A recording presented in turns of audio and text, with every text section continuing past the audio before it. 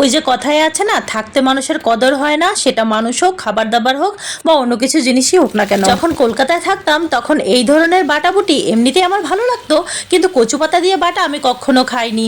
ওই কুমড়ো পাতা, লাউ পাতা দিয়ে আমি বাটাবুটি অনেক খেয়েছি। তো রবিবারে বাজার করতে গিয়ে এই কচু পাতার গাড়িটা দেখেছিলাম, একটা পাতা 2 টাকা করে, 5টা পাতা ছিল এখানে 10 টাকা। তো বাজার থেকে আসার সময় চিংড়ি মাছ আর কই মাছও নিয়ে এসেছিলাম, ভাবলাম আজকে বাড়িতে গিয়ে জমিয়ে খাওয়া দাওয়া করবো। বড় মাছ বা দেশি মুরগি, খাসির মাংসের থেকে আমার এই বাটাবুটিগুলো বেশি পছন্দের। তো পাতাগুলো ভালো করে ধুয়ে নিয়েছি, 3টে পাতা নিয়েছি, চিংড়ি মাছের সাথে বাটবো। ডাটা রুটি কিছুই ফেলা যাবে না, ওই যে না পেয়েছি, খুব মূল্যবান। কিন্তু বিশ্বাস করবে না, যখন ভাতটা খাচ্ছিলাম না, মনে হচ্ছে একদম লাখ টাকার জিনিস খাচ্ছি আমি। অতুলনীয় স্বাদ লেগেছে। আর চিংড়ি মাছটা দিয়ে যা কিছুই রান্না করা হয় না কেন, ভীষণই স্বাদ লাগে। তো চলো আজকে টাটা, ভালো লাগলে সাবস্ক্রাইব করে সাথে থেকো, আবার কালকে দেখা নতুন আরেকটা দিনে নতুন আরেকটা ভিডিওতে। সবাই ভালো থেকো, সবাইকে টাটা।